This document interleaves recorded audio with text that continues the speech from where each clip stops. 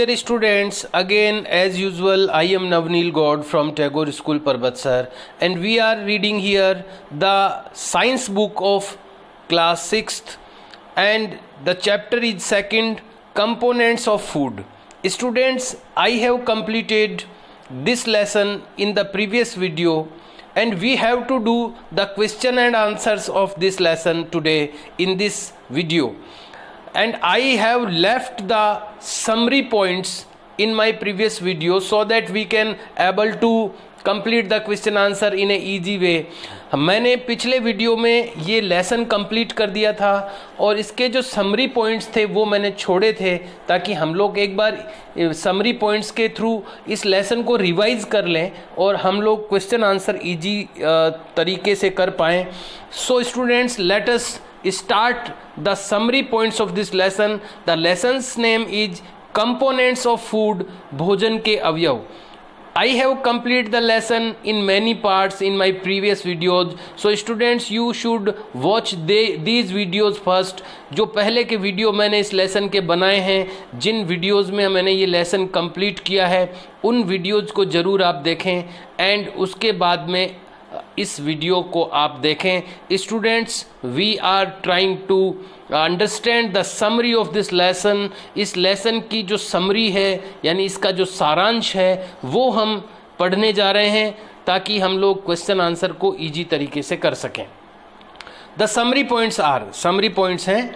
Number 1, the major nutrients, जो ज़्यादातर nutrients हैं इन आवर फूड, हमारे भोजन में आर, वो होते हैं carbohydrates, proteins, fats, vitamins and minerals.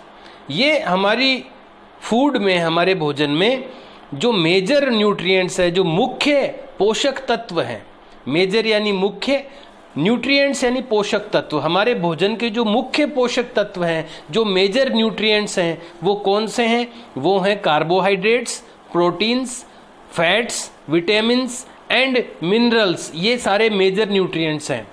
In addition, साथ में फूड आल्सो कंटेन्स, फूड में ये भी होता है, ये भी शामिल होता है क्या? डाइटरी फाइबर्स यानी कि रेशेदार भोजन एंड वाटर, और पानी. यानी रेशेदार भोजन या जिसको फाइबर कहते हैं, डाइटरी फाइबर जिसको बोलते हैं वो, और पानी, ये दो चीज़ें भी फूड में इंक्लूड होती है. फूड इनको भी कंटेन करता है. Number 2, carbohydrates and fats mainly provide energy to our body. ये जो दो चीज़ें हैं हमारे फूड की, जो हमारे फूड के ये जो दो कंपोनेंट होते हैं, एक तो कार्बोहाइड्रेट और दूसरा फैट, ये मेनली हमारी बॉडी को एनर्जी प्रोवाइड कराते हैं यानी ऊर्जा प्रदान करते हैं. Number 3, proteins and minerals are needed for the growth and the maintenance of our body. Protein और मिनरल्स जो होते हैं वो उनकी आवश्यकता होती है, वो नीडेड होते हैं.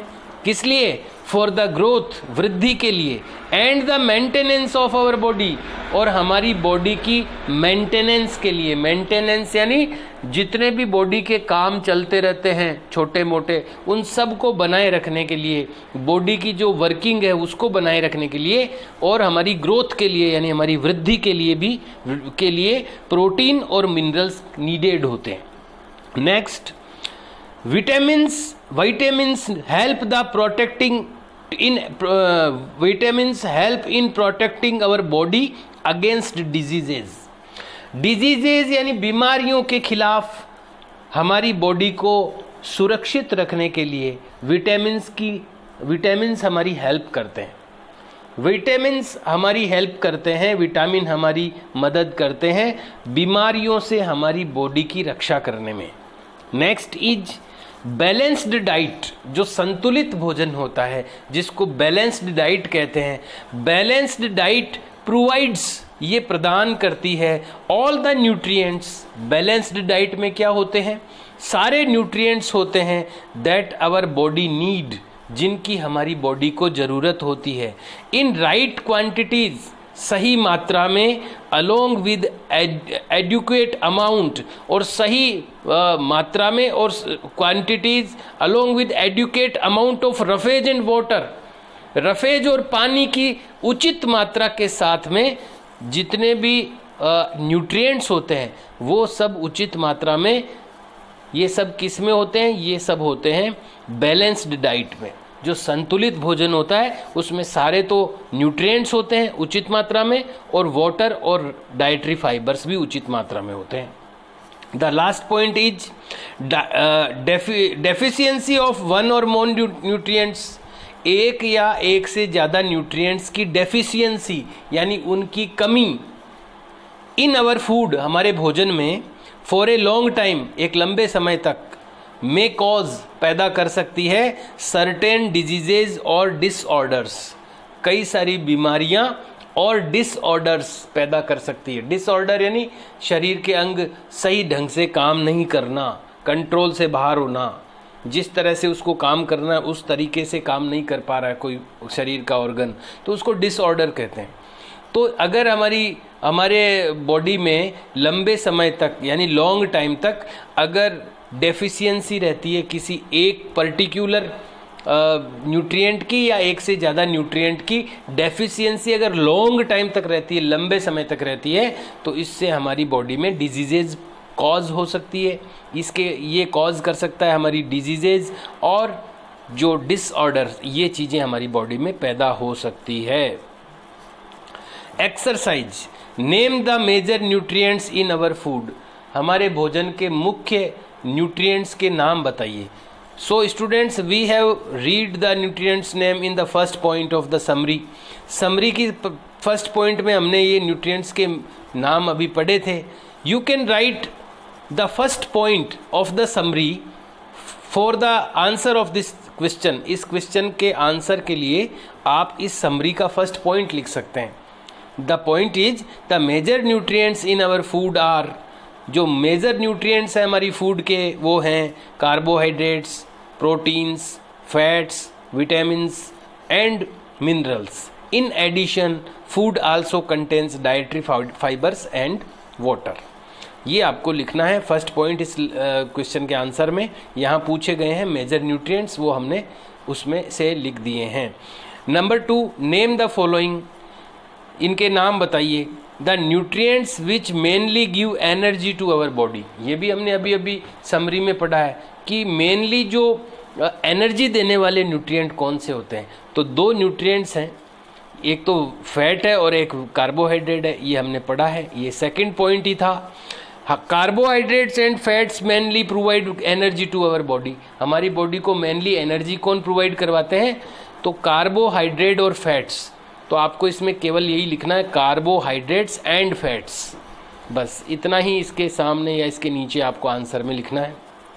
B, the nutrients that are needed for the growth and maintenance of our body. ये भी हमने समरी में पढ़ा है अभी कि जो हमारी ग्रोथ के लिए और जो हमारी बॉडी की मेंटेनेंस के लिए कौन से न्यूट्रिएंट्स नीडेड होते हैं। तो प्रोटीन एंड मिनरल्स होते हैं। तो ये पॉइंट नंबर 3 में था। तो यहाँ आपको इतना ही लिखना है, प्रोटीन्स एंड मिनरल्स, इसके आंसर में। Number C, a vitamin required for maintaining good eyesight. हमारे आँखों की दृष्टि के लिए कौन सा विटामिन ज़रूरी होता है? देखिए विटामिन ए, ये जो टेबल थी यहाँ पर कि यहाँ पर विटामिन ए की अगर डेफिशिएंसी होती है तो लॉस ऑफ विजन होता है, यानी कि दृष्टि में कमी आती है। तो दृष्टि के लिए कौन सा विटामिन चाहिए? Vitamin A. तो यहाँ आपको विटामिन ए लिखना है सी में। D, a mineral that is required for keeping our body healthy, bones healthy. ऐसा मिनरल्स जो हमारी बॉडी बोन्स को हेल्दी रखने में काम आता है, तो वो होता है कैल्शियम। तो ये आपको मिनरल्स वाले में मिल जाएगा। डेफिशिएंसी डिजीज इसमें मिनरल्स का जो चैप्टर था वो उसमें आपको ये मिल जाएगा। Balance diet, yes. कैल्शियम आप लिख सकते हैं इसमें, not issue any. Calcium, you can write the name of calcium for this. Vitamins, minerals, आप इसमें कैल्शियम लिख दीजिए। Minerals are needed by our body in small amounts, these are each one is essential. Minerals, vitamin C for proper growth of body, good maintenance. यहाँ पर ये minerals हैं, ये देखिए सोर्सेज ऑफ सब मिनरल्स। तो यहाँ पर जो फॉस्फोरस है, आयोडीन है, फॉस्फोरस, तो यहाँ पर आप लिख दीजिए।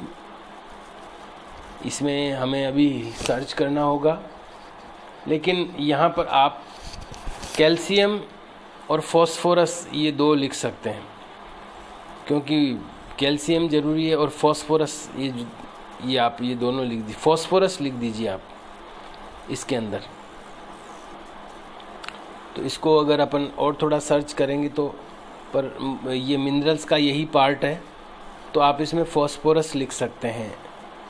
अभी हमने देखा है the mineral that is required for keeping our bones healthy, हमारी बोन्स को हेल्दी रखने के लिए कौन सा मिनरल चाहिए, तो फॉस्फोरस। फॉस्फोरस ही लिखिए आप, ये बेटर रहेगा। Name two foods each rich in, जिनमें ज़्यादा ये रिच है, जो इनसे फैट से रिच वाले कौन से फूड हैं, तो फैट से रिच हमारे एक तो घी है, एक ऑयल है, जो फैट से रिच होते हैं। फैट से रिच होने वाले हैं घी एंड ऑयल। विटामिन वाला ये हो गया, और ये विटामिन्स के हैं, यहाँ पर प्रोटीन के हैं ये, और ये यहाँ पर फैट से रिच वाले हैं। तो सम सोर्सेज ऑफ फैट्स, तो क्या है फैट से रिच वाले, यहाँ पर देखिए, ये तो ग्राउंड नट ऑयल है, ऑयल लिख सकते हैं आप। ऑयल्स जितने भी होते हैं वो फैट से रिच होते हैं। तो ऑयल एंड घी ये दो लिख सकते हैं आप आराम से, एक तो तेल और एक घी। ये घी को घी लिखेंगे अपन, तो GHW घी, और ऑयल यानी तेल। स्टार्च होता है एक तो आलू में और एक चावल में, तो पोटैटो और राइस ये दो लिख देना आप।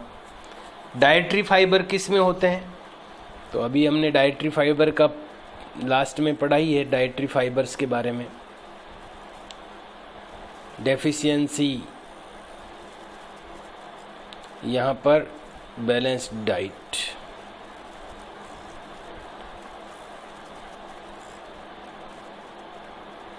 डाइटरी फाइबर्स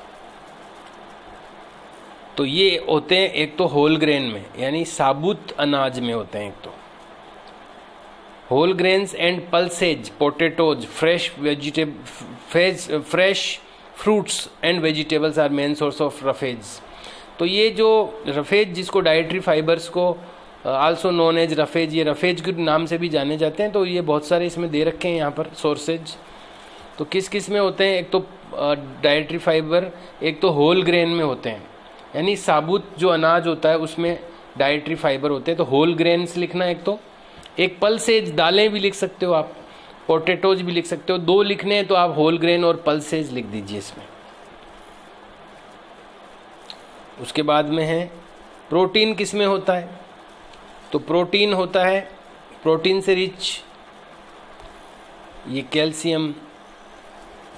उसमें मैंने कैल्शियम और फास्फोरस लिखने के लिए कहा था आपको, दोनों लिख देना उसमें, फास्फोरस और कैल्शियम। तो यहाँ पर हम लोग ढूंढ रहे हैं किसको, किसके ढूंढ रहे थे अपन इसमें, प्रोटीन। प्रोटीन से रिच तो दूध में होता है प्रोटीन। देखते हैं प्रोटीन से रिच डाइट। ये तो हो गया मिनरल्स, और ये है विटामिन, और ये है प्रोटीन। ये प्रोटीन है। प्रोटीन से रिच किस में है, देखिए, एक तो दूध से बनी हुई चीज़ों में होता है प्रोटीन, दालों में होता है। तो पल्सेज लिख दो आप, एक तो दालों में प्रोटीन होता है, तो पल्सेज हो गया। एक तो मटर में होता है प्रोटीन, पीज लिख सकते हैं आप, पीज हैं, पल्सेज हैं। और एक आप दूध लिख सकते हैं, मिल्क है। और इसके अलावा दूध से बनी हुई जो चीज़ें होती है, जैसे कि पनीर है, चीज़ हो सकती है, पनीर लिखा हुआ है यहाँ पर, पनीर। तो 2 लिखने हैं आपको, तो आप एक तो दूध लिख दो और एक यानी मिल्क लिख दो एक तो, और सेकंड आप लिख दो पल्सेज। इन दोनों में काफ़ी चीज़ें कवर हो जाएगी। तो यहाँ तक अपन ने कर लिया है। Tick the statement that are correct, उन स्टेटमेंट्स को टिक कीजिए जो करेक्ट है। बाई ईटिंग राइस अलोन, अकेला चावल खाकर we can fulfil nutritional requirement of our body, हम अपनी बॉडी की जो न्यूट्रिशनल रिक्वायरमेंट है, यानी जो पोषक तत्वों की आवश्यकता है अपनी बॉडी की, वो केवल चावल खा करके हम पूर्ण कर सकते हैं उनको। ये बात सही है क्या? तो ये सही नहीं है, तो इसमें क्रॉस लगा दीजिए आप। यहाँ लिखा हुआ नहीं है, केवल करेक्ट वाले में ही लिखना है, लेकिन यहाँ ब्लैंक छोड़ने से अच्छा है इसमें क्रॉस फिल कर दीजिए आप, ये गलत है। Deficiency diseases can be prevented by eating a balanced diet, एक बैलेंस्ड डाइट खा करके हम जो कुपोषण की बीमारियां होती है, जो न्यूट्रिएंट्स की कमी से होने वाली बीमारियां हैं, उनको रोक सकते हैं, प्रिवेंट कर सकते हैं। तो ये बिल्कुल सही बात है। You can write, put a right mark in this bracket, second में राइट आ जाएगा।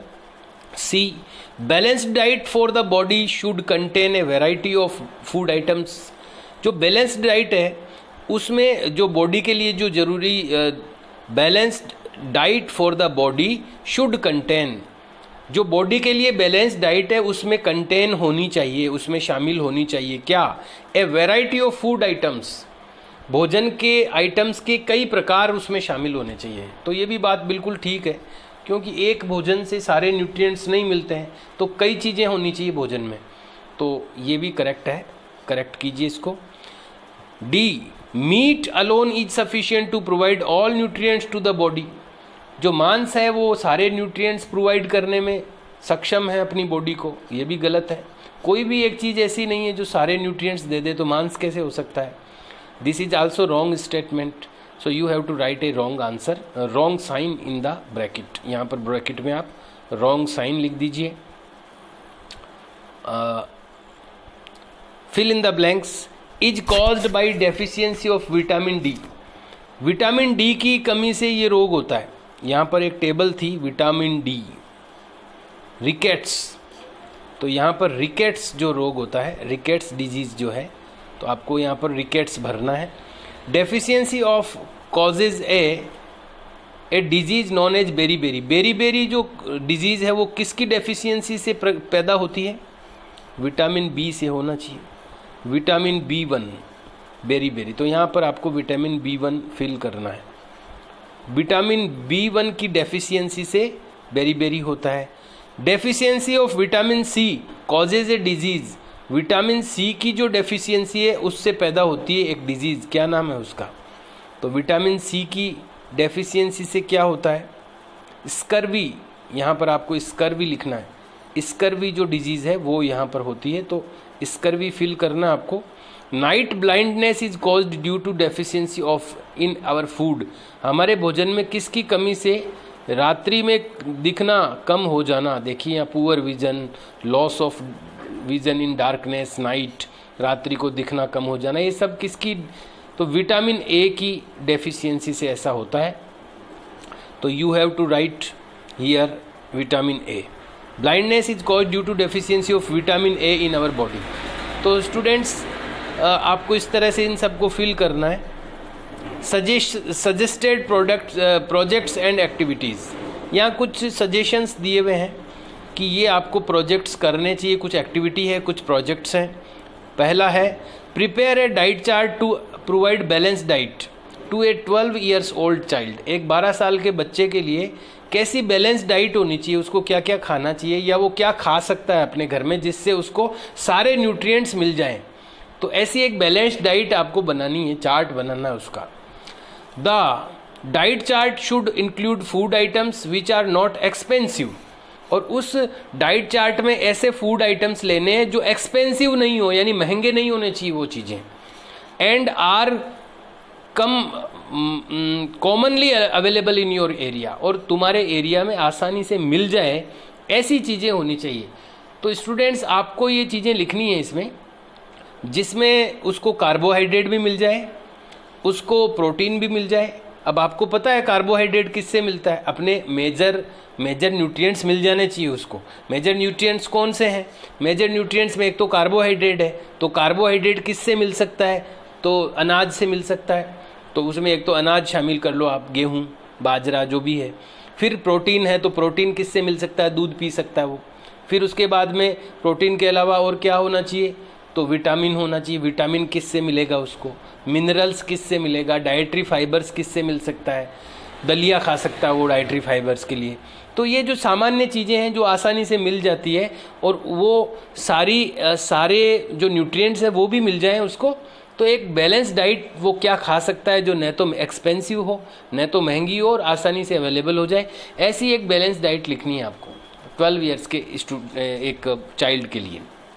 नंबर 2, वी हैव लर्नड, हमने सीखा है, that excess intake of fats, कि ज़्यादा फैट्स को अंदर शरीर में लेने से, फैट से यानी तेल घी और चिकनाई की जो चीज़ें होती है वो फैट्स कहलाती है।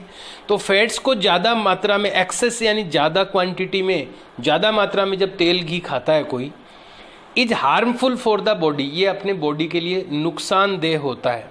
वॉट अबाउट अदर न्यूट्रिएंट्स, तो दूसरे न्यूट्रिएंट्स को ज़्यादा लेने से क्या होता है, would it be harmful for our body to take too much of proteins, क्या ज़्यादा प्रोटीन खाने से भी हमारी बॉडी को हार्मफुल हो सकता है। और विटामिन इन द डाइट, या डाइट में ज़्यादा विटामिन खाने से। Read about diet related problem to find answer, diet related problems के बारे में पढ़िए, टू फाइंड आंसर, उत्तर ढूंढने के लिए, टू दीज क्वेश्चन, इन क्वेश्चंस का, and have a class discussion on this topic, और इस टॉपिक पे क्लास डिस्कशन कीजिए। तो ये आप गूगल पर सर्च कीजिए कि क्या is excess vitamins cause a disease, ये ऐसा आप सर्च करेंगे तो आपके सामने आ जाएगा कि क्या एक्सेस विटामिन्स डिजीज़ पैदा कर सकते हैं। वेदर या is access protein cause a disease, क्या एक्सेस प्रोटीन डिजीज़ पैदा कर सकते हैं। तो इस तरह से आप अगर सर्च करेंगे तो कुछ आंसर्स आपको मिलेंगे, रिजल्ट्स मिलेंगे गूगल पर, और वो आप लर्न करके आएँ। We will organise a discussion, class discussion after opening the school, हम लोग स्कूल ओपन होने के बाद इसके ऊपर क्लास डिस्कशन ऑर्गेनाइज करेंगे। Number 3, test the food usually eaten by cattle, जो मवेशियों या जानवरों के द्वारा नॉर्मली जो फूड ईट किया जाता है, और ए पेट या पालतुओं के द्वारा, to find out which nutrients are present in animal food, कौन से न्यूट्रिएंट्स उस एनिमल के फूड में प्रेजेंट है, इसको टेस्ट कीजिए। Compare results obtained from the whole class, और पूरी क्लास के साथ में आप अपने अपने घरों पे जो भी फूड खिला रहे हैं जानवरों को, उनकी टेस्टिंग करनी है आपको। इसमें टेस्टिंग करने का अपने आया है टेस्ट वगैरह आए हैं कि अपन फैट्स की टेस्ट कैसे कर सकते हैं, प्रोटीन की टेस्ट कैसे कर सकते हैं। तो अपने अपने घरों पर अपने जो आप फूड खिला रहे हैं जानवरों को, उनकी टेस्ट कीजिए कि उनके फूड में क्या है, कौन से न्यूट्रिएंट्स हैं, और आपस में उनको कंपेयर कीजिए, तुलना कीजिए। Conclude about balanced diet requirements for different animals, और निष्कर्ष निकालिए, कंक्लूड यानी निष्कर्ष निकालिए कि कौन से अलग अलग जानवरों के लिए किस प्रकार के अलग अलग जानवरों की जो आवश्यकता है, रिक्वायरमेंट्स है, उसके लिए क्या बैलेंस डाइट हो सकती है, यानी जानवरों को क्या दिया जा सकता है, बैलेंस डाइट में जानवरों को क्या दिया जा सकता है। तो स्टूडेंट्स, जो चीज़ें अपने को ज़रूरी है वो जानवरों को भी ज़रूरी है, सारे न्यूट्रिएंट्स उनको भी चाहिए। ये ज़रूर है कि उनको कुछ चीज़ें ज़्यादा मात्रा में चाहिए, जैसे प्रोटीन वगैरह, जैसे दूध देने वाले जो जानवर हैं उनको प्रोटीन ज़्यादा चाहिए, बाकी सारे न्यूट्रिएंट्स उनको भी आवश्यकता होती है। तो उनको वो कहाँ से मिल सकते हैं, तो मेनली जो ग्रीन फॉडर होता है, ग्रीन जो हरा चारा होता है, वो उनके लिए बहुत यूज़फुल होता है। तो हरा चारा सबसे इम्पोर्टेंट है। इसके बाद में आजकल ये जो एनिमल फूड आते हैं, एनिमल फूड्स अलग से आते हैं, जो जानवरों का जो फूड आता है, अलग से पैक्ड फूड आता है, स्पेशली जो कि कैटल्स के लिए बना होता है, तो वो भी, उनमें भी सारे न्यूट्रिएंट्स देने की कोशिश करते हैं। जो पैकिंग आइटम तैयार करने वाले होते हैं, जो फैक्ट्रियों से पैक होकर के आते हैं, वो उसमें भी न्यूट्रिएंट्स जो उनके लिए ज़रूरी होते हैं वो देने की कोशिश की जाती है। तो ये, और मेनली जो मैंने बताया आपको, जो ट्रेडिशनली हम लोग देते आ रहे हैं पारंपरिक रूप से जानवरों को, जैसे कि हरा चारा, जो ग्रीन उनका फूड आइटम है हरा चारा, और इसके साथ में उनको ये जो खल जिसको हम देते आते हैं, जो तेल से बनी हुई चीज़ें होती है, तेल से बनी हुई जो खल होती है, जो जब हम इसका वेस्टेज जो होता है, हमारे जो ऑयली जो क्रॉप्स होती है, जहाँ जिनसे हमें ऑयल प्राप्त होता है, जैसे तेल है या दूसरे जो मस्टर्ड है, इनसे जो तेल निकालने के बाद जो इनका वेस्टेज बन जाता है, वो भी उनके लिए, जानवरों के लिए बड़ा यूज़फुल होता है।